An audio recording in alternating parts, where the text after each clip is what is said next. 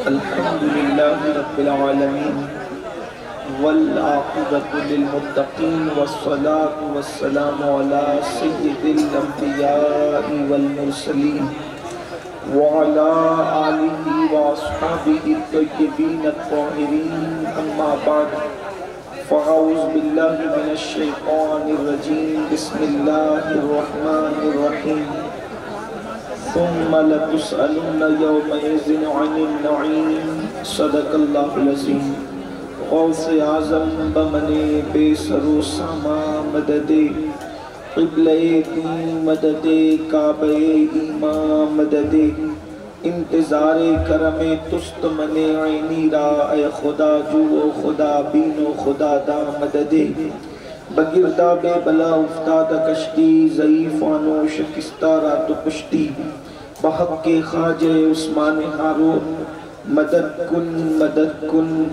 کن یا معین الدین چشتی انتہائی احترام و عقیدت کے ساتھ اپنے اور ساری کائنات کے مرکز عقیدت انیس بے کساں چارہ ساز درد مندہ ہم غریبوں کے غم گسار ہم فقیروں کی سروت شہر یار ارم تاجدار حرم نوبہار شفاعت شب اسرہ کے دولہ نوشے بزم جنت دانائے سبل مولائے کل ختم الرسل خسرو خوباں سیاح لامکاں وجہ کن فکا در اللہ المکنون سر اللہ المخزون عالم ما کانا وما یکون آبو کل انبیاء جانو دل اصفیاء مطلع ہر سعادت مقتع ہر سیادت خلاصہ کائنات فخر موجودات حضور احمد مجتبہ محمد مصطفیٰ صلی اللہ ارواحنا فدا صلی اللہ تعالی علیہ وآلہ وصحبہ وبارک وسلم کی بارگاہ بے کس پناہ میں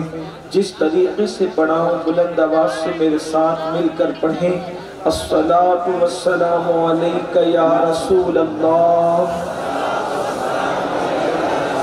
الصلاة والسلام علیکہ یا نبی اللہ الصلاة والسلام علیکہ یا حبیب اللہ وعلا آلکہ واصحابکہ یا نور اللہ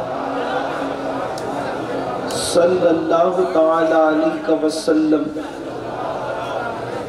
بہار جاں فضا تم ہو نسیم گل ستا تم ہو بہار باغ رضوان تم سے ہے زیب جنا تم ہو اور یا رسول اللہ صلی اللہ علیہ وآلہ وسلم میں بھولا آپ کی رفعت سے نسبتی ہمیں کیا ہے وہ کہنے بھر کی نسبت تھی کہاں ہم ہیں کہاں تم ہو اور ریاضت کے یہی دن ہے بڑھاپے میں کہاں ہمت ریاضت کے یہی دن ہے بڑھاپے میں کہاں ہمت جو کرنا ہے وہ اب کر لو ابھی نوری جوان تم ہو آج کی یہ محفل اصلاح عقائد و اعمال کے حوالے سے انعقاد پذیر ہے چونکہ میرے بعد دو مہمان اور باقی ہیں ایک نعت خواں اور ہماری جماعت کی عظیم خطیب مقرر ہمارے قائد تو میں اپنی گفتگو کو بہت مختصر کرنے کی کوشش کروں گا اور کوشش کی جائے گی کہ میں آدھے گھنٹے کے اندر اپنی گفتگو کو سمیٹ لوں تاکہ ہمارے دونوں مہمانوں کو آپ اچھے سے سن سکیں یاد رکھیے ہم اس تصور کے ساتھ کسی محفل میں شریک ہوتے ہیں کہ جس طرح سے ہم مہمان ہیں بقیہ اور بھی مہمان آپ کے ہیں تو جس شوق کے ساتھ آپ ہمیں سنیں اتنے ہی ذوق و شوق کے ساتھ آپ ان کو بھی سنیں مہمان کو اگر آپ جلسے میں بلاتے ہیں تو اچھا کھانا کھلانے سے زیادہ مہمان نوازی یہ ہے کہ آپ ان کو اچھے سے سنیں اس لیے کہ کھانا تو شاعر اور خطیب اور ناظم اپنے گھر بھی کھا سکتا ہے لیکن اصل میزبانی کا حق اسی وقت ادا ہوتا ہے جب آپ ان کو اچھے سے سن لیتے ہیں اللہ پاک کی بارگاہ میں دعا ہے کہ جس آیہ کریمہ کی تلاوت کی ہے اللہ پاک اس کے متعلق مجھے حق کہنے اور آپ سب کو حق سن کر اس پر عمل کرنے اور اسے عام کرنے کی توفیق عطا فرمائے۔ بہت لمبی چوڑی کوئی تمہید پیش کرنے کی بجائے اختصار کے ساتھ یہ کہ پوری دنیا کے اندر اس وقت اگر قوم مسلم کو نشانہ بنایا جا رہا ہے تو اس کی بہت ساری وجوہات میں سے ایک وجہ یہ ہے کہ دنیا سمجھ چکی ہے کہ مسلمانوں کا نوجوان ناکارہ ہو چکا ہے، اس لیے کہ جوان کسی بھی قوم کا سرمایہ ہوتا ہے۔ قوم کے بوڑھوں کو دیکھ کر کے اندازہ نہیں لگایا جاتا، قوم کے بچوں کو دیکھ کر بھی اندازہ نہیں لگایا جاتا، قوم کے جوانوں کو دیکھ کر کسی قوم کی بلندی اور پستی کا اندازہ لگایا جاتا ہے۔ جس قوم کا جوان متقی ہوگا، پرہیزگار ہوگا، قوم کا درد رکھنے والا ہوگا، ملک اور ملت کے درد میں تڑپنے والا ہوگا، اس قوم کی تاریخ سنہری حرفوں سے لکھی جا سکتی ہے۔ اور جس قوم کا جوان آوارہ ہو جائے، عیاش ہو جائے، پاپی ہو جائے، مجرم ہو جائے، پھر اس قوم کو صفحہ ہستی سے مٹا دیا جاتا ہے۔ آج اگر پوری دنیا کے اندر سب سے زیادہ کسی قوم کی بیٹیاں لوجوں میں بک رہی ہے تو اسے قوم مسلم کہتے ہیں۔ اگر کسی قوم کی بیٹیاں سگنلوں پر برقع پہن کے بھیک مانگ رہی ہے اسے قوم مسلم کہتے ہیں۔ اگر آج علمی معیار جھاڑو دینے والے اور بیت الخلا صاف کرنے والوں سے بھی زیادہ کسی قوم کا گھرا ہوا ہے تو اسے قوم مسلم کہتے ہیں۔ ہمارے پاس نہ سنجیدگی رہ گئی، نہ متانت رہ گیا، نہ وقار رہ گیا، نہ علمی دوستی رہ گئی۔ اب ہمارے پاس حال یہ ہے کہ سوائے دھیگا مستی کے اور سوائے ہول ہپار کے، سوائے موج مستی کے، سوائے گناہوں کے ہمارے پاس رہ کیا گیا ہے۔ ایک دور تھا ہمارے جوانوں کی پہچان تھی کہ جس کی آنکھوں میں اللہ کے خوف کی چمک دیکھو سمجھ جاؤ کہ یہ مسلم جوان ہے، جس کے چہرے پر سنت مصطفیٰ کا غازہ دیکھو سمجھ جاؤ کہ یہ مسلم جوان ہے، جس کی زبان پر تلاوت قرآن اور نعت رسول دیکھو سمجھ جاؤ کہ یہ مسلم جوان ہے۔ اور آج اپنے جوانوں کی پوزیشن دیکھو، اللہ قرآن میں ارشاد فرماتا ہے ثم لتسألن یومئذ عن النعیم کہ اللہ پاک قیامت کے دن تم سے نعیم کے بارے میں پوچھے گا۔ قرآن کی ایک ایک آیت کی 70 ہزار تفاسیر ہے۔ ایک قول اس پر یہ بھی ہے کہ نعیم سے مراد جوانی ہے۔ اللہ بالخصوص تم سے تمہاری جوانی کے بارے میں پوچھے گا، تم نے جوانی کیسے گزاری، کس حال میں گزاری۔ ڈاکٹر اقبال نے مسلم جوانوں کو عقاب سے تشبیہ دی ہے، جس کو ہم اپنی زبان میں ایگل بھی کہتے ہیں، شاہین بھی اس کو کہا جاتا ہے۔ غرض کے تھوڑا سا فرق ہے، لیکن اقبال جیسا مفکر اپنی قوم کے جوانوں کو عقاب سے تشبیہ دیتا ہے۔ اقبال کہتے ہیں نہیں تیرا نشیمن قصر سلطانی کے گنبد پر تو شاہی ہے، بسیرا کر پہاڑوں کی چٹانوں میں عقابی روح جب بیدار ہوتی ہے جوانوں میں نظر آتی ہے ان کو اپنی منزل آسمانوں میں۔ اللہ اکبر۔ عقاب کیا ہوتا ہے بس اسی پہ گفتگو کروں، مجھے عقاب سے بہت محبت ہو گئی ہے۔ اس کی وجہ یہ ہے کہ میرے مرشد سرکار غوث اعظم شیخ عبد القادر جیلانی نے جب اپنی شان بیان فرمائی تو اپنے آپ کو بھی ولایت کے عقاب سے تشبیہ دی ہے۔ ارشاد فرماتے ہیں انا البازی و اشہب کل شیخ کہ میں ولایت کی دنیا کا باز ہوں یعنی عقاب ہوں۔ آخر عقاب میں کچھ تو رکھا تھا کہ سرکار غوثیت ماب نے اپنے آپ کو عقاب سے تشبیہ دی ہے۔ یہ عقاب کیا ہوتا ہے جسے ہم عقاب کہتے ہیں؟ اقبال نے بڑی واضح نصیحتوں کے ساتھ ایک مومن جوان کو عقاب سے تشبیہ دے کر کے بتایا۔ نمبر ایک، عقاب جو ہوتا ہے وہ بڑا باغیرت پرندہ ہوتا ہے۔ نمبر ایک، عقاب کی خصوصیت ہے کہ عقاب سب سے اونچا اڑتا ہے۔ عقاب کے ساتھ کوئی چیل نہیں اڑ پاتی، کوئی کبا نہیں اڑ پاتا، کوئی پرندہ نہیں اڑ پاتا۔ عقاب کی بلندی اتنی ہوتی ہے کہ اس کے برابر کوئی اڑنے کی طاقت نہیں رکھتا۔ اقبال پیغام دے رہے ہیں، مفکر ملت پیغام دے رہے ہیں، اے میرے مسلم جوان تو بھی عقاب کی طرح ہے، تو ہر فیلڈ میں اتنی بلندی پر جا کہ دنیا کا کوئی جوان، کسی مذہب و ملت کا جوان تیرے برابر پرواز نہ کر سکے۔ تیری بلندی کے آگے سب کی بلندیاں پستیوں میں تبدیل ہے اور سرکار غوث پاک نے بھی فرمایا عقاب صرف عقاب کے ساتھ اڑتے ہیں، عقاب کووں کے ساتھ نہیں اڑتے۔ اے مسلم جوانوں، تم بھی تو عقاب ہو، تمہارا کام کووں کے ساتھ نہیں ہے، عقاب کا کام عقاب کے ساتھ ہے۔ مطلب کیا؟ تمہاری دوستی مومنوں کے ساتھ ہونی چاہیے، تمہاری نشست و برخاست مومنوں کے ساتھ ہونی چاہیے، تمہارا اٹھنا بیٹھنا مومنوں کے ساتھ ہونا چاہیے، شرابیوں کے ساتھ تمہارا اٹھنا بیٹھنا نہیں ہونا چاہیے، جواریوں کے ساتھ تمہارا اٹھنا بیٹھنا نہیں ہونا چاہیے۔ اللہ اکبر۔ اور غیر اللہ کے ساتھ، غیر اللہ کی عبادت کرنے والوں کے ساتھ تمہارا اٹھنا بیٹھنا نہیں ہونا چاہیے۔ رسول اللہ کے شان میں بے ادبی کرنے والوں کے ساتھ تمہارا اٹھنا بیٹھنا نہیں ہونا چاہیے، اس لیے کہ عقاب جب پرندہ ہو کر کووں کے ساتھ نہیں اڑتا تو تم رسول اللہ کی امتی ہو کر شرابیوں کے ساتھ کیسے بیٹھتے ہو، جواریوں کے ساتھ کیسے بیٹھتے ہو، سود خوروں کے ساتھ کیسے بیٹھتے ہو؟ میں ان کو کافروں میں نہیں گن رہا ہوں، لیکن ایک بات عرض کرنا چاہتا ہوں، کیا رسول اللہ کا فرمان تمہارے کانوں تک نہیں پہنچا؟ اللہ کے رسول صلی اللہ علیہ وآلہ وسلم فرماتے ہیں جو دنیا میں جس سے محبت کرے گا قیامت کے ساتھ دن اسی کے ساتھ اٹھایا جائے گا۔ اپنے موبائل کی اسکرین پر ہیرو کی تصویر لگانے والوں، ذرا سوچو تو صحیح، تم ہیرو سے محبت کر رہے ہو، فلاں فلاں خان صاحبوں سے اور فلاں فلاں نچنیوں سے محبت کر رہے ہو۔ سوچو آقا نے کیا فرمایا، المرء مع من احب، جو جس سے محبت کرے گا وہ اسی کے ساتھ اٹھایا جائے گا۔ اب آپ سے پوچھنا چاہتا ہوں، قیامت کے دن اسکرین پر آ کر زنا کرنے والوں کے ساتھ تم اٹھنے کے لیے تیار ہو؟ بتاؤ۔ امام حسین سے محبت کا دعویٰ کرنے والوں، غوث اعظم کے نام پہ جھومنے والوں۔ ابھی عظمت بھائی نعت شریف پڑھ رہے تھے، منقبت پڑھ رہے تھے، مجھے اچھا لگ رہا تھا کیا کہ جو قوم غوث پاک غریب نواز کے نام پر، تاج الشریعہ کے نام پہ، اعلیٰ حضرت کے نام پہ اتنا جھومتی ہو امام حسین کے نام پہ، اس قوم کو سدھارنا تو میرے لیے آسان ہو گیا۔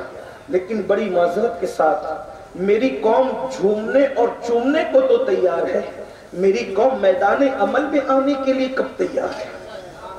آپ مجھے بتائیں، مجھے بتائیں، صرف جھوم اور چوم کر انقلاب نہیں آ سکتا جب تک کہ ہم میدان عمل میں نہ آئیں۔ رسول اللہ نے صحابہ کرام کو عمل کے میدان میں پختہ فرمایا تھا۔ وہ قوم جو نمک اور کافر میں فرق نہیں کر سکتی تھی، اس قوم کو اللہ کی پہچان عطا کی تھی، اس قوم کو خدا کی معرفت عطا کی تھی۔ جو لوگ اللہ اکبر خود راستے پر نہ تھے، میرے نبی نے ان کو ہادی اور مہدی بنا دیا۔ کہنے والے نے کہا تھا جو نہ تھے خود راہ پر اوروں کے ہادی بن گئے۔ کیا نظر تھی جس نے مردوں کو مسیحا کر دیا۔ حضرت عیسیٰ نے مردوں کو زندہ کیا ہے، یہ حضرت عیسیٰ کا معجزہ ہے۔ میرے نبی نے مردوں کو مسیحا کر دیا ہے، اس لیے کہ زندہ کرنا عیسیٰ کا کام ہے، لیکن مردہ بھی مردہ زندہ کرنے لگ جائے، اس منزل پہ مردے کو پہنچانا یہ مصطفیٰ جانے۔ کیا نظر تھی جس نے مردوں کو مسیحا کر دیا، مردے مسیحا ہو گئے، یہ مصطفیٰ جان رحمت کی نگاہوں کا کمال تھا۔ لیکن ہم تو ابھی تک نمازی بھی نہ ہو سکے، وہاں مردے مسیحا ہو گئے اور ہم نمازی بھی نہ ہو سکے، تو پتہ چلا مصطفیٰ جان رحمت کی نظر میں اب بھی شک نہیں ہے، جو نظر کل تھی وہ اب بھی ہے، جو نظر کل تھی وہ اب بھی ہے۔ اگر ہم نمازی نہ ہوئے تو اس کا کیا مطلب؟ کہیں ایسا تو نہیں کہ ہم نگاہ مصطفیٰ سے محروم ہو گئے؟ نگاہ تو وہی ہے جس پہ پڑ گئی وہ مسیحا ہو گیا، جس پہ پڑ گئی وہ ہادی اور مہدی ہو گیا۔ تو آپ مجھے بتائیں، اگر آپ اتنا پھدک رہے ہو کہ ہم حضور کے ہیں، حضور کی نظر پڑنے پر تو آدمی سدھر جاتا ہے۔ اگر آپ اور ہم نہیں سدھر رہے ہیں تو کہیں ایسا تو نہیں کہ حضور نے رخ پھیر لیا ہے، ایسا تو نہیں کہ حضور نے چہرہ پھیر لیا ہے۔ آپ اور ہم کہاں ہیں؟ گھر جا کر ان جملوں کو سوچنا۔ سنیوں جب یہاں نظر سے محروم ہو گئے تو وہاں کیسے نظر؟ حضرت پیر نصیر الدین نصیر نے کہا تھا مجھ پہ محشر میں نصیر ان کی نظر پڑ ہی گئی، مجھ پہ محشر میں نصیر ان کی نظر پڑ ہی گئی، کہنے والے اسے کہتے ہیں خدا کا کرنا۔ اب حضور کی نظر کیا ہے؟ اگر محشر میں نظر پڑ جائے تو جہنمی جنتی بن جاؤ، جسے گھسیٹ کر جہنم میں لے جایا جا رہا ہو اور حضور کی نظر پڑ جائے تو پھر وہ جہنم میں نہیں جائے گا۔ اب مجھے بتاؤ، حضور کی نظر جہنم میں جانے نہیں دیتی، اگر ہم پر بھی حضور کی نظر رحمت ہوتی تو زنا کے اڈے پہ میری قوم کا جوان کیوں جاتا؟ تاش کے پتوں کے اڈے پہ میرا جوان، جملے برے لگے تو معاف کرنا لیکن یہ آپ کے بھلے کے لیے۔ کہیں حضور نے رخ تو نہیں پھیر لیا؟ کہیں حضور نے، اب آپ کہیں گے نہیں حضور تو رحمت للعالمین ہے، حضور ہم سے رخ کیسے پھیر سکتے ہیں؟ تو میں ایک بات آپ سے کہنا چاہتا ہوں، وہ رحمت للعالمین بھی ہے لیکن وہ غیور العالمین بھی ہے۔ اس اعتبار سے شاید حضور کا تعارف آپ کے سامنے نہیں ہوا ہوگا۔ توجہ اگر آپ کی ہے تو سن لیں، حضور جہاں رحمت ہے وہاں غیرت بھی ہے، وہ سراپا رحمت ہے تو سراپا غیرت بھی ہے، اور خود فرماتے ہیں کہ اللہ کی مخلوق میں مجھ سے بڑا باغیرت اللہ نے پیدا ہی نہیں کیا۔ یہ بات یاد رکھنا، اور ایک بات اور سن لیں، رحمت سب کے لیے ہے مگر غیرت صرف اپنوں کے لیے ہے۔ بس اس پہ میں بات مکمل کر دوں گا کیونکہ دو مہمانوں کے لیے مجھے اب وقت میں گفتگو ختم، بہت دھیان سے سن لینا، اس لیے کہ بہت طویل گفتگو کرنے کی بجائے اگر اللہ مختصر کروا کر کے بامانہ کرا دے تو اس کا کرم، لیکن توجہ کرنا، اہل منبر کی صرف دعا لینے کے لیے، میں ان کی معلومات میں کوئی اضافہ نہیں کر سکوں گا لیکن صرف دعا لینے کے لیے، اور اگر غلطی کروں تو توجہ کرنا جملوں پر، میری اصلاح یہی کر دینا، کیونکہ ہم تو وہ لوگ ہیں جن کا نعرہ ہے آر نار سے بہتر ہے۔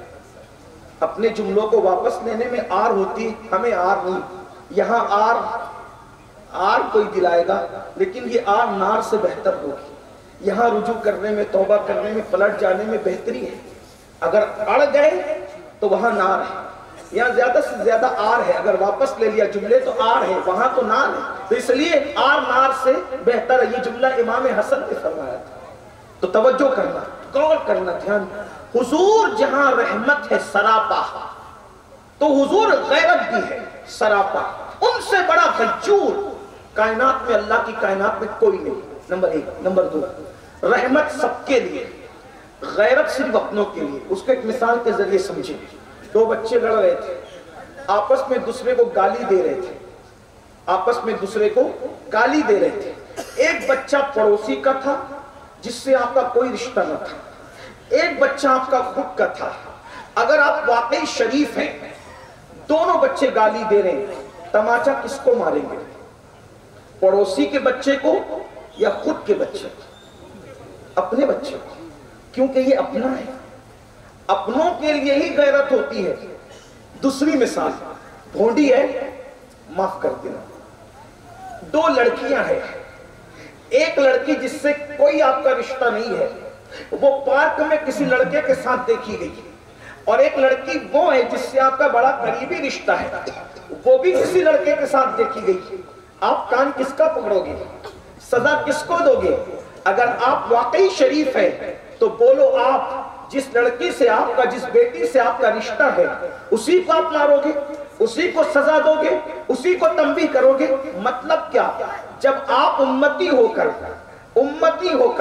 غیرت اپنوں کے لیے اتنی رکھتے ہیں تو وہ نبی ہو کر اپنی امت کے لیے کتنی غیرت رکھتے ہیں، اس کو تھوڑا توجہ سے سن لے۔ میں نے کہا نا کہ کہیں حضور نے منہ تو نہیں پھیر لیا ہم سے، جو ہم در در کے بھکاری بنے ہیں، جو ہم مجرم بنے ہیں، جو ہم پاپی بنے ہیں۔ اللہ اکبر، اور وہ کتنے نازک مزاج کے، اللہ اکبر، وہاں مزاج میں کتنی نزاکت ہے اپنوں کے لیے، تھوڑا توجہ کر لیں۔ ایک مرتبہ کا واقعہ ہے، حضور علیہ السلام کی تمام ازواج میں سب سے چہیتی بیوی اما خدیجۃ الکبریٰ کے وصال کے بعد اگر سب سے کوئی چہیتی بیوی تھی تو ام المومنین سیدہ طیبہ طاہرہ اما جان عائشہ صدیقہ تھی، جن کے بستر پہ قرآن نازل ہوتا ہے۔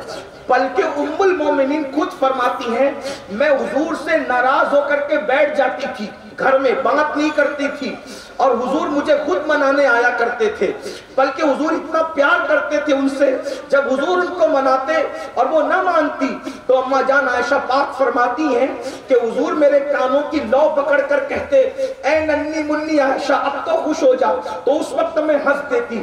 آقا فرمایا کرتے عائشہ جب تو مجھ سے راضی ہوتی ہے تو بھی مجھے معلوم ہوتا ہے، اور جب تو مجھ سے ناراض ہوتی ہے تو بھی مجھے پتا چل جاتا ہے۔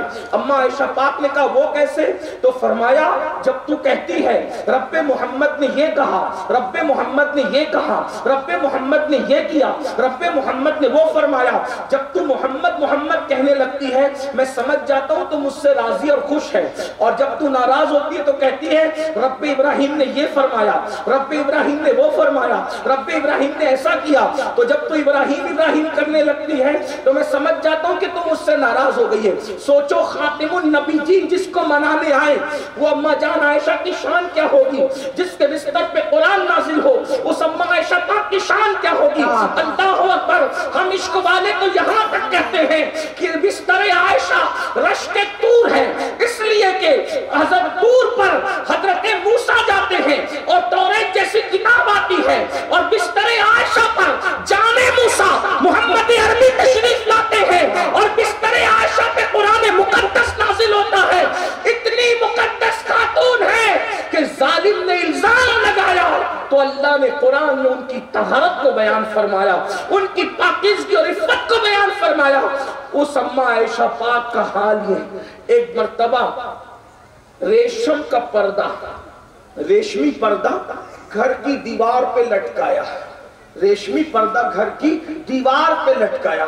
حضور تشریف لائے تو دیکھا سیدہ عائشہ کے گھر کے حجرے میں ریشم کے پردے دیوار پہ لٹکے ہیں۔ حضور گھر میں نہیں گئے، چہرہ پھیر لیا۔ توجہ کریں، غور فرمائیں۔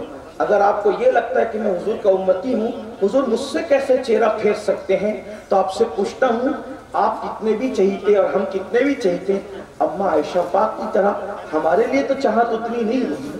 وہ محبوبہ ہے، محبوب رب العالمین ہے۔ جب وہ پردہ دیوار کو لگا لے تو حضور وہاں سے چہرہ پھیر کر کے واپس ہو جاتے ہیں۔ دوسری حدیث دھڑکتے دل سے سننا، اگر حدیث نہیں ہوتی تو ہمت نہیں ہوتی یہ بولنے کی جو بولنے جا رہے ہیں۔ ایک مرتبہ اماں سیدوں کی ماں، سیدہ کائنات، مخدومہ کائنات، حضور کی اولاد میں سب سے زیادہ حضور نے کس کو چاہا ہے تو وہ سیدہ فاطمہ کی ذات۔ ان کے آنے پہ حضور کھڑے ہوئے ہیں، اور ایک دو مرتبہ نہیں، بار بار کھڑے ہوئے۔ سیدہ عائشہ پاک فرماتی ہے کہ میں نے جب بھی دیکھا کہ فاطمہ آ رہی ہے تو حضور اٹھ کر ان کے لیے کھڑے، اور صرف کھڑے نہیں ہوئے، اپنی جگہ چھوڑ دی اور اپنی جگہ پہ خود ان کو بٹھایا، اور ان کو بٹھانے کے بعد کیا فرمایا، فداک امی وابی یا فاطمہ، فاطمہ تجھ پر میرے ماں باپ قربان ہو جائیں۔ حضور اپنے ماں باپ جس پہ قربان کرے وہ سیدہ فاطمہ الزہرا ہے، اور فرمایا میں نے اپنی بیٹی کا نام، بخاری شریف کی حدیث ہے، میں نے اپنی بیٹی کا نام فاطمہ اس لیے رکھا کہ فاطمہ پر بھی جہنم حرام ہے، اور جو فاطمہ سے محبت کرے اس پر بھی جہنم حرام ہے۔ نعرہ تکبیر، نعرہ رسالت۔ سیدہ کی شان یہ ہے، بلکہ ہمارے اسی دور کے کچے شاعر نے کچا شعر کہا ہے، ایک پلو میں سما جائیں گے سب ماہ و نجوم، ایک پلو میں سما جائیں گے سب ماہ و نجوم، چادر فاطمہ زہرا کو سمجھا کیا ہے، چادر فاطمہ زہرا کو سمجھا کیا ہے۔ اللہ اکبر۔ کربلا کا پورا میدان، کربلا کا پورا میدان جس کا مرہون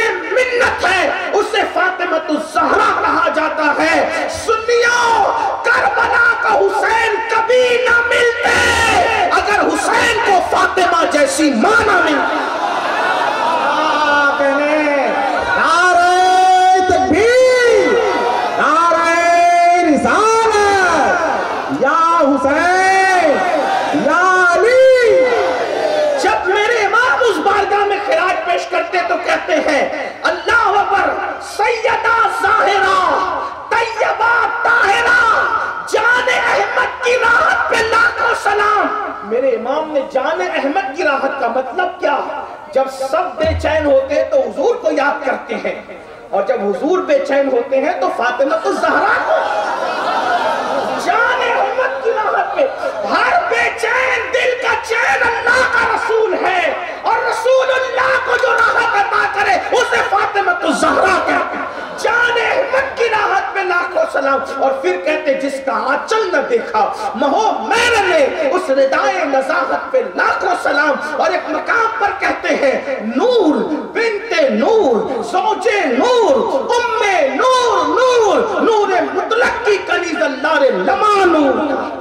ये है सैयदाए कायनात, रसूलुल्लाह की नस्ल क़यामत तक जिससे चलती रहेगी, वो सैयदा। ये शान है सैयदा की। आका ने फरमाया फातिमा तू तो उम्मे अभी हाँ है, तू मेरी माँ की तरह। यानी इशारा दे दिया, मेरी माँ को किसी ने देखा नहीं, सैयदा आमिना को, लेकिन किरदार आमिना देखना है तो किरदार फातिमा तो ज़हरा। ये शान है सही। लेकिन अब सुनो गैरत मुस्तफा, गैरत मुस्तफा। फिर कह रहा हूं हदीस में ना आता तो हिम्मत नहीं थी। एक दिन सैयदा पाक ने सोने के कंगन पहने, हुजूर की गैरत, बस बात पूरी होती है, हुजूर की गैरत। सैयदा ने सोने के कंगन पहने। सोना औरत के लिए हलाल है, जायज, सही है। औरत अगर सर के बाल से लेके पैर के नाखून तक सोने में लग जाए, मना है? बिल्कुल मना नहीं, जायज बिल्कुल। तो सबकी बेटियों के, बच्चियों के, बीवियों के लिए सोना हलाल है, हुजूर की घर वालों के लिए भी है। लेकिन पहन लिया सैयदा ने सोने का कंगन। अल्लाह के रसूल मिलने के लिए आए, सैयदा के हाथ में सोने का कंगन देखा, मुंह फेर दिया अल्लाह, और मुंह फेर कर चले गए। तवज्जो करना, सुनियो, माएं और बहनें तो आपकी नहीं, किसके घर से मुंह फेर के जा रहे, किसके घर से? बदआतों मिन्नी फरमाया, मेरे जिगर का टुकड़ा। ये किसी के लिए नहीं फरमाया, कायनात में किसी के लिए नहीं कहा मेरे जिगर का टुकड़ा। एक ही ज़ात है जिसे सैयदा फातिमा कहते हैं। हुजूर नजर फेर कर, चेहरा फेर कर जा। हराम काम, सैयदा हराम काम तो नहीं कर सकती, हराम काम तो नहीं कर सकती ना। बदआए मुस्तफा है, मासूम नहीं है लेकिन महफूज जरूर है ना। मगर हुजूर ने क्या किया, चेहरा फेर लिया। सैयदा रो पड़ी, बाबा चेहरा फेर के क्यों वापस चले गए? मिजाज जानती थी, अच्छा ये सोने के कंगन हराम नहीं थे, नाजायज नहीं थे, मकरूह भी नहीं थे, बदआए मुस्तफा के शायान शान न थे। एक चीज हराम नाजायज अलग होती है, लेकिन एक चीज क्या होती है, शायान शान न होना। सैयदा चूंकि रसूलुल्लाह की शहजादी है, हुजूर अलैहिस्सलातु व तस्लीम ने राज की बात जाते जाते दुनिया से उन्हीं को कहा था कि मुझसे पहले आकर के तुम ही मुलाकात करोगी। उस शहजादी जिसके लिए खड़े होते थे, आज उन्होंने सोने के कंगन पहना है, शायान शान नहीं थे, बस चेहरा फेर लिया और चेहरा फेर करके हुजूर वापस हो गए। सैयदा ने फौरन सोने के कंगन, जिससे मेरे बाबा नाराज हो जाए, सोने के कंगन उतार कर हजरत बिलाल को दिया, जाओ बेच करके इसको मदीने के गरीबों में बांट दो। थोड़ी देर के बाद हुजूर फिर तशरीफ लाए तो कंगन नहीं थे। बाबा क्यों आप वापस चले गए? चेहरा फेर के फरमाया, मैं ये चाहता हूं कि मेरी शहजादी मेरे नक्श कदम पर हो। नबी के घर वालों को कब ज़ेब देता है कि वो सोना और चांदी पहने, इसलिए वापस। अब आपसे पूछना चाहता हूँ, इतनी चहीती हस्तियों से हराम काम नहीं हुआ, नाजायज काम नहीं हुआ, खता नहीं हुई, गुनाह नहीं हुआ, सिर्फ शायान शान काम न था, तो हुजूर ने उनसे चेहरा फेर लिया। जब इतने चहीतों से इतनी नजाकत है मिजाज में कि एक काम शायान शान नहीं होता तो हुजूर रुख फेर लेते हैं, तो बताओ मुसलमानों, आज अपनी रातें कैसी गुजरती है, جو فجر کی نماز میں سوتا پڑا رہتا ہو، جو جوا کھیلتا ہو، جو شراب پیتا ہو، جو عورتوں کے ساتھ ناجائز تعلقات قائم کرتا ہو، پھر حضور اس کو پیار سے کیسے دیکھتے ہوں گے؟ کیا اس سے بھی چہرہ نہ پھیر لیتے ہوں گے؟ اور یہ تو دنیا ہے، دنیا، یہ تو دنیا ہے. یہاں تو موج مستی میں گزار رہے ہو.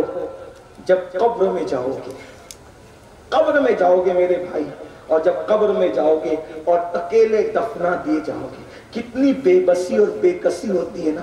بڑے بڑے طاقتور، بڑے بڑے علم والے، بڑے بڑے ڈگری والے، بڑے بڑے خطابات اور القابات پانے والے، جن کے لیے جلسوں میں نعرے لگتے تھے، جن کے لیے جلسوں میں تالیاں بجتی تھی، جن کے لیے جلسوں میں تھالیاں بجتی تھی، جن کے لیے بڑے بڑے ڈگریوں کے اعلانات ہوتے تھے، جب مرتے ہیں تو جنازے میں کتنے بے کس اور بے بس نظر آتے ہیں. اب بتاؤ، قبر میں رکھے گئے، سب نے منو مٹی کے نیچے دبا دیا، دبا کر کے چلے گئے.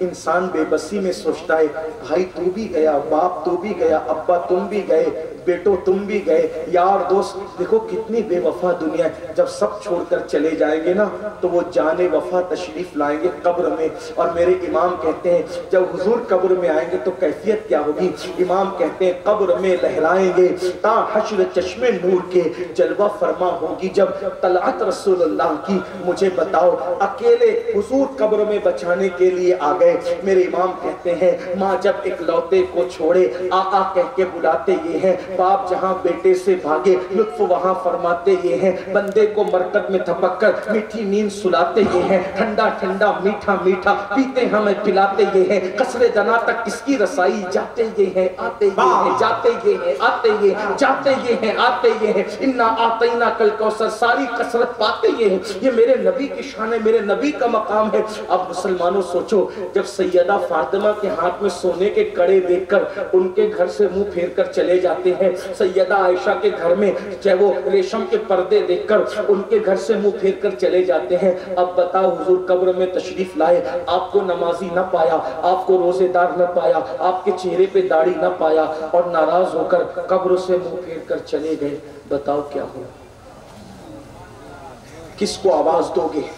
کس کو پکارو گے؟ یہاں جو ڈیٹنگ آپ کی چل رہی ہے وہاں کوئی ڈیٹنگ چلے گی؟ نہ وہاں کسی کی دادا گیری چلے گی، نہ کسی کی بابا گیری چلے گی. وہاں تو قبر میں بے بسی ہی بے بسی ہوگی. اگر ان کو رحم آئے تو آئے، ورنہ وہ کڑی مار ہے کیا ہونا، راہ پرخار ہے کیا ہونا ہے، پاؤں افگار ہے کیا ہونا ہے. ہم تو جب سنتے ہیں کہ قبر میں حضور آئیں گے تو اچھلتے ہیں. کبھی یہ بھی سوچا حضور آئیں گے اور ہم جیسے ناہنجاروں پر نظر پڑی، اور اللہ نہ کرے ہزار بار نہ کرے. ان کی رحمت سے تو ایسا نہیں، لیکن ان کی غیرت سے ڈر لگتا ہے. جگر مراد آبادی نے کہا تھا، اس امت عاصی سے نہ منہ پھیر خدایا، نازک ہے بہت غیرت سلطان مدینہ. بہت نازک ہے ان کی غیرت. اگر منہ پھیر کر قبر سے چلے گئے تو کتنی بربادی ہوگی، کتنی تباہی ہوگی. میرے آقا علیہ السلام کے دیوانوں، ہم حضور کا سامنا قبر میں کیسے کریں گے؟ کیا گناہ نہیں کیا، کیا جرم نہیں کیا، کیا پاپ نہیں کیا، حضور کا سامنا کیسے کریں گے؟ سرکار غوث اعظم شیخ عبد القادر جیلانی جو محبوب سبحانی تھے، جب مدینہ منورہ پہنچے تو حضور کے دربار میں ان کی کھڑے ہونے کی ہمت نہ ہوئی. بس کھڑے ہو کے سلام کیا اور سلام کر کے ہٹ گئے، یہ کہتے ہوئے اللہ ان کے صدقے میری مغفرت کر دے. حضور کے سامنے کھڑے ہونے کی غوث پاک نے ہمت نہیں کی. پتہ نہیں کہاں تک یہ بات درست ہے. ہمارے بہت بڑے عالم دین نے، ہمارے دادا مرشد حضور مفتی اعظم کے بارے میں مجھے بتایا کہ جب مفتی اعظم سے کسی نے کہا کہ سرکار کی سنہری جالیاں کتنی خوبصورت ہے نا، تو مفتی اعظم نے کہا ہم نے بھی سنا ہے کہ بہت خوبصورت اور نورانی جالیاں ہیں. تو کسی نے کہا حضور آپ تو دو مرتبہ مدینہ شریف گئے اور آپ کہتے ہیں کہ ہم نے بھی سنا ہے، اور آپ مہینوں مہینوں مدینہ منورہ رہے.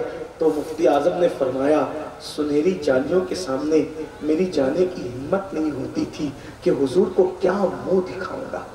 اپنے وقت کا قطب مفتی اعظم عالم اسلام وہاں منہ دکھانے کی ہمت نہیں کر رہے، غوث پاک وہاں کھڑے ہونے کی ہمت نہیں کر رہے. یہ ادب ہے، ڈاکٹر اقبال سے کسی نے کہا تھا اقبال تم جرمنی تک جاتے ہو، برطانیہ تک جاتے ہو، مدینے کیوں نہیں جاتے؟ تو اقبال نے کہا جا سکتا ہوں، جانے کا شوق بھی ہے، لیکن ہمت نہیں پاتا، کیونکہ حضور کو جا کے منہ کیا دکھاؤں گا۔ پیر نصیر الدین نصیر نے کہا تھا شرم اسیاں سے نہیں سامنے جایا جاتا، شرم اسیاں سے نہیں سامنے جایا جاتا، یہ بھی کیا کم ہے تیرے شہر میں آئے ہوئے ہیں، اب بتاؤ جب اتنے بڑے بڑوں سے منہ پھیرا جا سکتا ہے تو کیا کہیں ایسا تو نہیں کہ حضور نے ہم سے منہ پھیر لیا ہے؟ اور جس سے حضور منہ پھیر لے اللہ کی رحمت اس سے منہ پھیر لیتی ہے،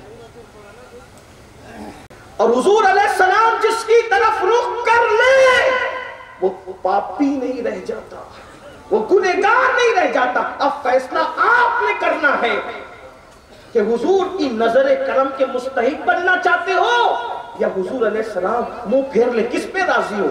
آپ کی مرضی ہے۔ اگر یہ چاہتے ہو کہ حضور منہ پھیر لے، فجر میں سوتے رہیے، ہم کچھ نہیں کہیں، تاش کے پتے کھیلتے رہیے، ہم کچھ نہیں کہیں، کانوں میں ایئر فون لگا کے گانے سنتے رہیے، کچھ نہیں کہیں گے، جو مرضی کر لو۔ قوت القلوب میں شیخ ابو طالب مکی رحمت اللہ علیہ نے حدیث لکھی ہے، یہ تصوف کی اولین کتاب ہے، اولین کتاب ہے تصوف کی۔ شیخ ابو طالب مکی قوت القلوب میں لکھتے ہیں کہ اللہ کے رسول علیہ السلام نے فرمایا کہ جو مجھ سے عشق کا دعویٰ کرے اور رات بھر سوتا رہے، میں محمد اعلان کرتا ہوں کہ وہ جھوٹا ہے، جھوٹا، یعنی کہ جو عاشق ہوگا وہ کبھی رات بھر سو نہیں سکتا، وہ یا تو عبادت کرے گا، یا تو وہ درود پڑھے گا، یا تو وہ قرآن کی تلاوت کرے گا، یا تو حضور کے لیے روئے گا، یا تو حضور کے لیے آنسو بہائے گا۔ اب مجھے بتاؤ، آقا خود فرما رہے جو عشق رسول کا دعویٰ کرے پوری رات سوئے وہ جھوٹا ہے۔ فجر کی نماز رات کو نہیں ہوتی، علماء سے پوچھو صبح کو ہوتی ہے۔ جو رات کو سوئے رات میں عبادت نہ کرے، حضور فرمائے وہ عشق رسول کے دعوے میں جھوٹا ہے۔ جو صبح کو فجر میں بھی نہ اٹھے اس سے بڑا جھوٹا کون ہوگا؟ آپ کہتے ہیں مولانا تلواریں چل رہی ہیں، ہم برباد ہو رہے ہیں۔ ہم کہتے ہیں حضور جس کو جھوٹا کہہ دیں، میں نہیں، میری اوقات کیا، میں تو تم سب میں زیادہ گرا پڑا ہوں، لیکن آپ سے پوچھتا ہوں حضور جس کو جھوٹا کہہ دیں، فجر میں کیوں نہیں اٹھتے؟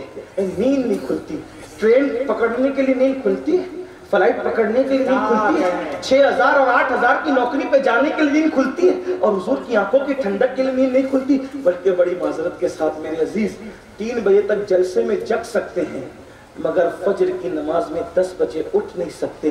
جس قوم کو حضور جھوٹا کہہ کے اس سے منہ پھیر لیں، وہ قوم کیسے ترقی کرے گی؟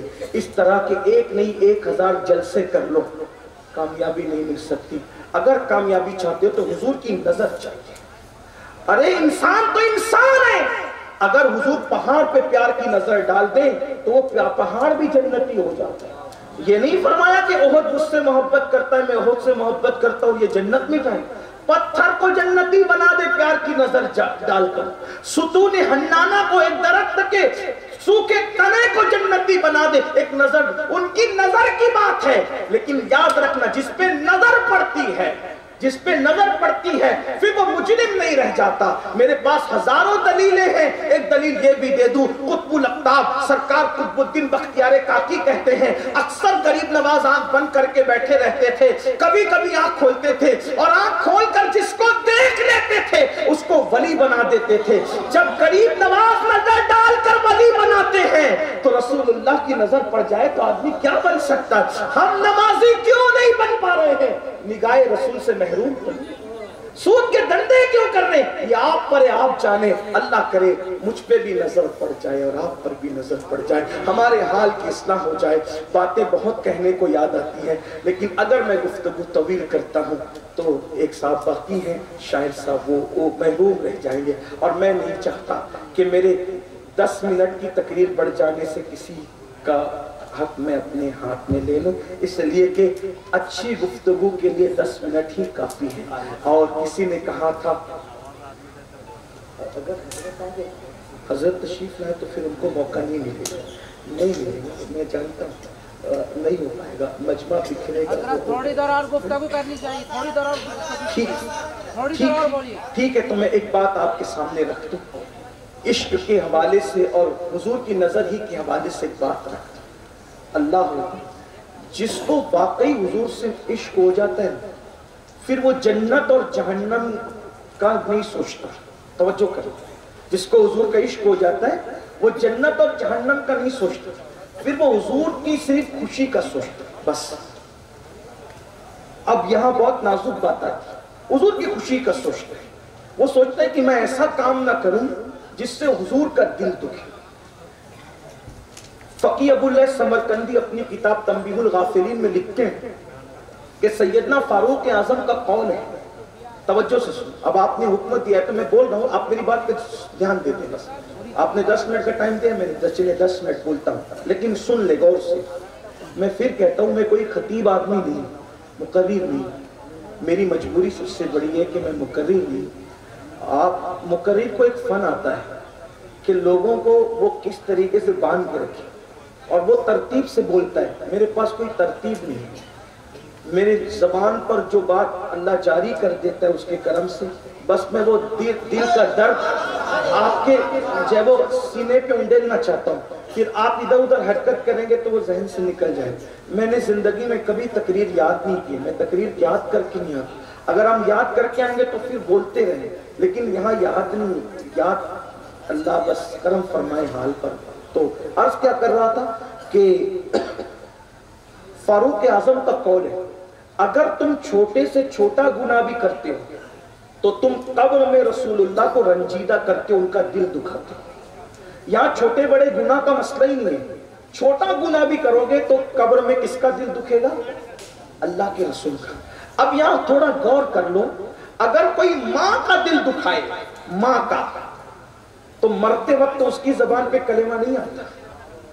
جو ماں کا دل ایک بار دکھا دے، مرتے وقت اس کی زبان پہ کلمہ نہیں آتا۔ جو رسول اللہ کا دل دکھائے، بتاؤ، اگر چہرے سے داڑھی منڈا رہے ہو اور گٹروں میں پھکوا رہے ہو، حرام کام کر رہے ہو، فلمیں دیکھ رہے ہو، گندی سیریلیں، گندی پکچریں دیکھ رہے ہو، فحش گانے سن رہے ہو، عورتوں کے ساتھ ناجائز دوستی کر رہے ہو، مولانا کو پتا ہے کہ نہیں پتا، لیکن مولا رسول اللہ کو ضرور پتا ہے، کیونکہ وہ ہماری جانوں سے زیادہ قریب ہے۔ میں سنیوں کے مجمع میں گفتگو کر رہا ہوں، سنیوں، ہم مر کے مٹی میں مل جانے والے کو رسول نہیں مانتے، ہمارا نبی تو زندہ ہے، ہم قسمیں اٹھا کے کہتے ہیں تو زندہ ہے واللہ، تو زندہ ہے واللہ، میرے چشم عالم سے چھپ جائے اور صرف زندہ نہیں ہے، صرف اللہ اکبر، ہماری جان سے زیادہ قریب ہے، وہ رسول ہماری جان سے زیادہ قریب ہے۔ سوچو، قبر انور میں رسول اللہ کا دل دکھا رہے ہو، آج کہتے ہو ہماری بستیوں سے دھواں اٹھ رہا ہے، ہماری بستیوں سے دھواں اٹھ رہا ہے، ہماری بستیاں تب مظلوم بن رہے ہو، مرثیے پڑھ رہے ہو، ماتم کنا ہو۔ جو قوم رسول اللہ کو دل دکھائے، حضور کو قبر انور میں اذیت پہنچائے، اس قوم کو خوشی کیسے ملے؟ میں نے کل ایک جملہ کہا تھا پڑوس کی بستی میں کہ اگر دور میں فرعون کی حکومت نہ بھی ہو، زمانے میں سلیمان علیہ السلام کی حکومت ہو، تو بھی تم ایسے ہی کچلے جاؤ گے جس کے تم مستحق ہو، جس کے مستحق ہو، کیونکہ جو رسول اللہ کا دل دکھائے، حضور تو صبر کر لیں گے، مگر اللہ کتنا غیور ہے محبوب کے معنی، پھر وہ تو سزا دے گا۔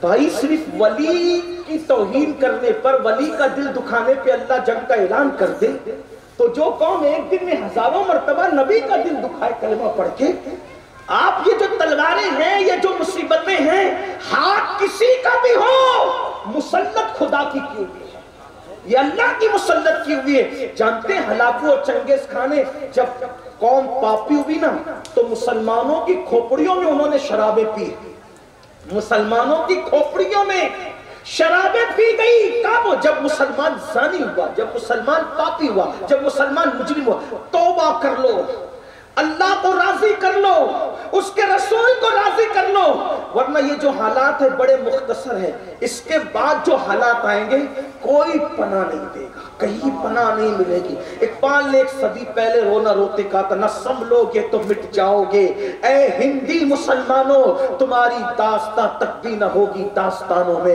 تو آج کیا کر رہا تھا، جو عاشق ہوتا ہے نا سچا، وہ نبی کے دل کا خیال کر، وہاں جنت اور جہنم کی پھر اتنی فکر نہیں ہوتی، وہاں پر تو تو اصل و محبوب کے دل کا خیال ہوتا ہے۔ اس سلسلے میں ایک روایت آئی ہے کتاب التوابین کے اندر لکھی ہوئی ہے، اس کو میں اپنے الفاظ کے جامع میں پیش کر رہا ہوں۔ ایک جوان، اس کا نام تھا ابن عبد الرحمن، میں نام نہیں لیتا، ابن ولدیت سے میں پیش کرتا ہوں، ابن عبد الرحمن اس جوان کا نام تھا۔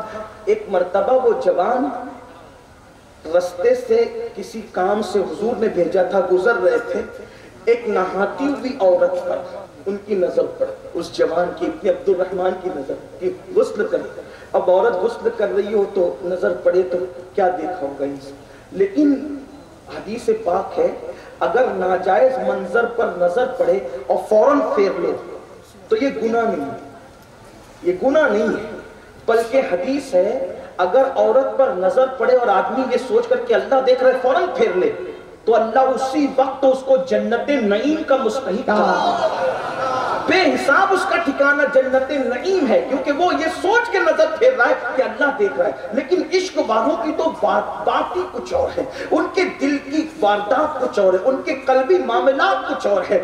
جیسے ابن عبد الرحمن کی نظر عورت پہ پڑی، فوراً پھیر لیا نظر، اور نظر پھیرنے کے بعد آسمان کی طرف نظر اٹھائی، مولا مجھ سے کیا ہو گیا؟ اب عشق دیکھیں عشق جو ہوتا ہے قانون کے اوپر ہوتا ہے، قانون الگ بات کرتا ہے، عشق الگ بات کرتا ہے نا، وہ قانون کے نیچے نہیں بلکہ قانون سے اوپر ہوتا ہے عشق، یعنی قانون نے کہہ دیا نظر پھیر لو تو ثواب ملے گا، لیکن عشق کہہ رہا ہے جس نظر سے یار کو دیکھتا ہوں اگر اس نظر سے میں نے اغیار کو دیکھ لیا تو محبوب کو کیا منہ دکھاؤں گا؟ نظر اٹھائی، مولا مجھ سے کیا ہو گیا؟ میں نے کس کو دیکھ لیا؟ جس چہرے سے رخ بد، جس آنکھوں سے رخ بدوہاں دیکھتا ہوں، زلف واللیل دیکھتا ہوں، مازاد چشم دیکھتا ہوں، والنجم دانت دیکھتا ہوں، اور گلے قدس کی پنکھڑیاں اللہ اکبر ان کے لبھائے اقدس کو دیکھتا ہوں۔ آج میں نے کیا مجھ پہ میں نے کیا دیکھ لیا؟ کیا کہتے پتہ ہے؟ مولا مجھے معاف کر دے، یا جو تو چاہے سزا دے، انداز عاشقوں کا دے، تو مجھے معاف کر دے یا جو چاہے سزا دے دے، لیکن ایک عرضی ہے مولا اس بات کی خبر میرے محبوب کو مت ہونے دینا، اگر ان کو خبر ہو گئی تو ان کا دل ٹوٹے گا۔ میرے نزدیک ہر سزا سہنا آسان ہے لیکن محبوب کا دل ٹوٹ جائے میرے لیے اس سے بڑی کوئی بات نہیں۔ سوچو ایک عورت کو نہاتے ہوئے اچانک نظر پڑ گئی، چہرہ پھیر کر یہ غیرت ہے۔ رات بھر گندی فلمیں دیکھنے والوں، گندی پکچریں دیکھنے والوں، ننگی پکچریں دیکھنے والوں، کہاں سے عشق رسول کا دعویٰ کرنا ہمیں ضد دیتا ہے؟ بتاؤ، سوچو، غور کرو، کتنی بلندی پر اسلام لے گیا اور ہم کتنی پستی میں چلے گئے۔ وہ جوان رات دن کہہ رہا ہے، اب جس کام سے اس جوان کو بھیجا گیا تھا وہ جوان واپس پلٹ کر حضور کی بارگاہ میں نہیں گیا بلکہ ایک جنگل میں وہ جوان چلا گیا ابن عبد الرحمن، اور رات و دن کہتا ہے اللہ مجھے یا معاف کر دے یا مجھے کوئی سزا دے دے، بس میرے محبوب کو اس کی خبر، دیوانگی، میرے محبوب کو اس کی خبر مت ہونے دینا ورنہ دل ٹوٹ جائے گا، دل ٹوٹ جائے گا۔ ایک دن، دو دن، ایک ہفتہ، دو ہفتہ، 40 دن اسی میں گزر گئے۔ حضور علیہ السلام نے بار بار پوچھا ابن عبد الرحمن نہیں دکھتا، کہاں گیا؟ صحابہ کہتے ہیں حضور پتہ نہیں، کوئی خبر ہی نہیں اس کی۔ ایک دن میرے آقا نے 40 دن گزرنے کے بعد فرمایا اے عمر اور اے سلمان فارسی تم دونوں جاؤ اور جا کر کے فلاں جنگل میں بیٹھا ہوا ہے وہ اور رو رہا ہے، اس کو میرے پاس لے کر کے آؤ۔ جب سلمان فارسی اور فاروق اعظم گئے تو دیکھا ایک چرواہا ہے، بکریاں چرا رہا ہے۔ اس سے پوچھا کہ ہمارا بھائی ابن عبد الرحمن تمہیں دکھا ہے؟ تو وہ کہتا ہے تمہارا بھائی کون ہے میں نہیں جانتا، اتنا جانتا ہوں ایک جوان ہے اس سے کوئی غلطی ہوئی اور وہ اپنی غلطی اپنے محبوب سے چھپانا چاہتا ہے، جنگل میں جب وہ روتا ہے تو پورا جنگل سوگوار ہو جاتا ہے۔ فاروق اعظم نے کہا سلمان مل گئے ابن عبد الرحمن۔ چرواہے سے پوچھا کہاں ہے وہ؟ تو چرواہے نے کہا میں نہیں جانتا کہاں ہے، رات کا انتظار کرو، جب رات ہوگی تو اس کے رونے کی آواز آئے گی۔ رات ہوئی، رات نے اپنی سیاہ چادر کو جب جنگل پر ڈال دیا اور سیاہ چادر جب وہ رات کی تن گئی جنگل پر تو کیا ہوا؟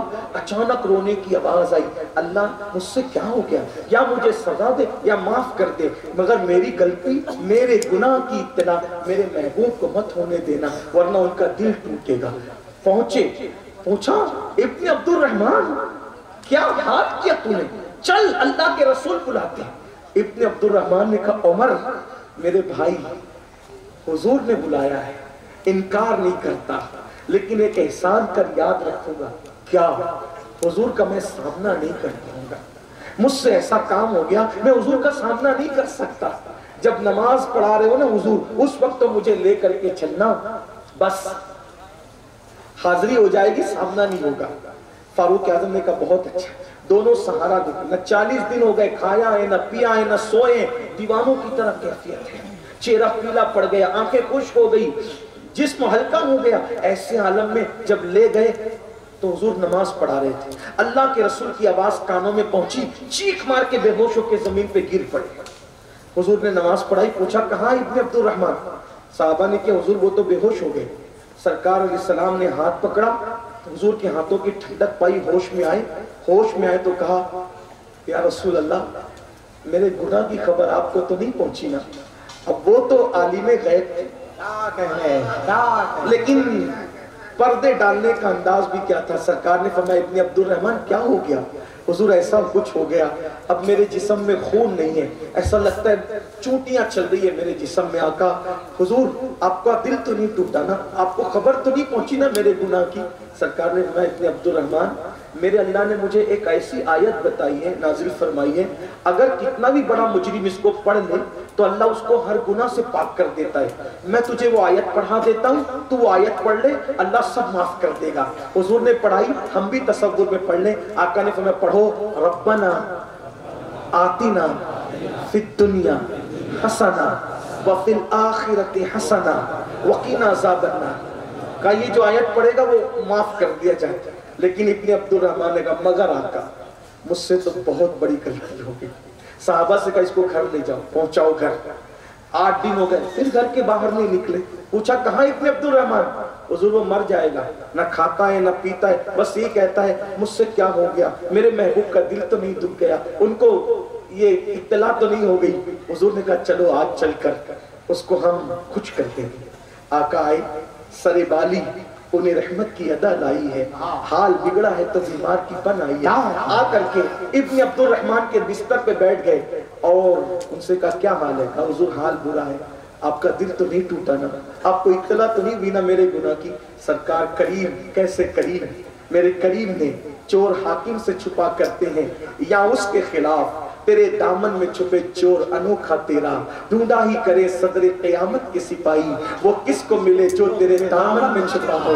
اللہ اکبر، تمہارا نام مصیبت میں جب لیا ہوگا، ہمارا بگڑا ہوا کام بن گیا ہوگا، گناہگار پہ جب لطف آپ کا ہوگا، کیا بغیر کیا، بے کیا ہوگا۔ حضور نے سر اٹھایا، اپنی گود میں رکھا، انہوں نے دھیرے دھیرے سر کھسکا کر زمین پہ گرا لیا۔ آقا نے پوچھا ابن عبد الرحمن تو نے سر ہماری گود سے کیوں ہٹایا؟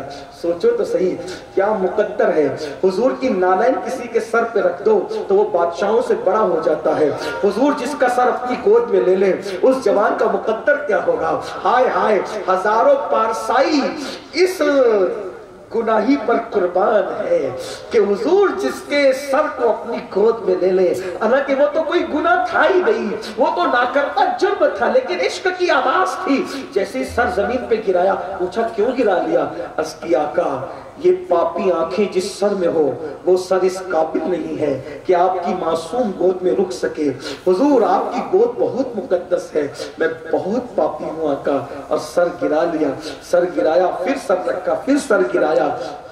آقا پر وہی آئی، محبوب تیرے عشق میں اتنا رو چکا ہے یہ کہ اگر یہ پوری امت کے برابر بھی پاپ لے کر آئے تو بھی ہم اسے بخش دیں۔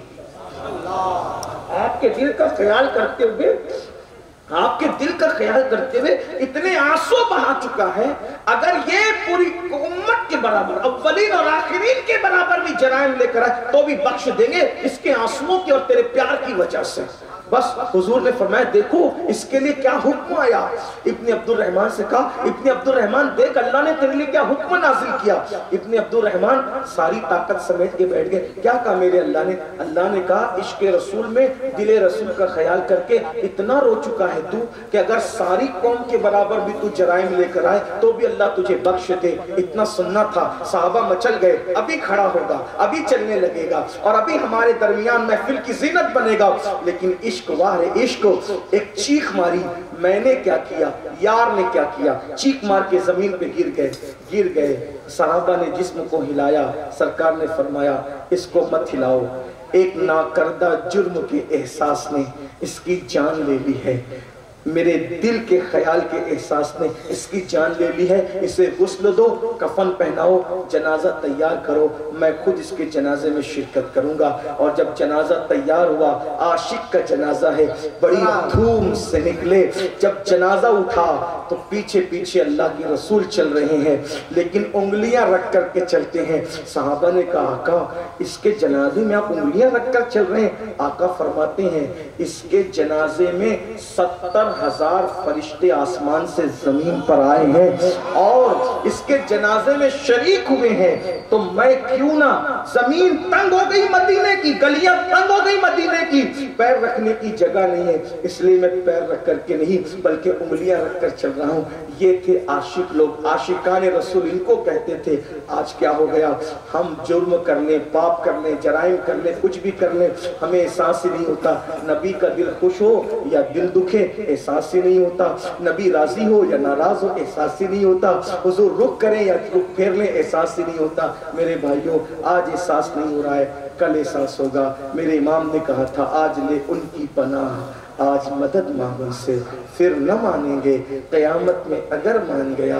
یاد رکھنا یہ شعر اوروں کے لیے بھی تو پڑھا ہے آپ نے، لیکن اپنے لیے بھی تو ایک بار سوچئے، ان کو منانا اوروں سے زیادہ ہماری ذمہ داری ہے۔ آج لے ان کی پناہ، آج مدد مانگ ان سے، پھر نہ مانیں گے قیامت میں اگر مان گیا۔ یہی جرائم، یہی پاپ، یہی سود، یہی جوا، یہی حرام کاریاں رہی تو حضور کو جب قیامت میں منانے جاؤ گے اور حضور رخ پھیر لیں گے تو بتاؤ کیا ہوگا۔ اللہ آپ پہ مجھ پہ رحم کرے، عمل کی توفیق دے، گفتگو کے درمیان کوئی غلطی ہو تو اللہ معاف کرے۔ استغفر اللہ ربی ان ربی لغفور الرحیم وما علینا الا البلاغ۔ السلام علیکم ورحمۃ اللہ وبرکاتہ۔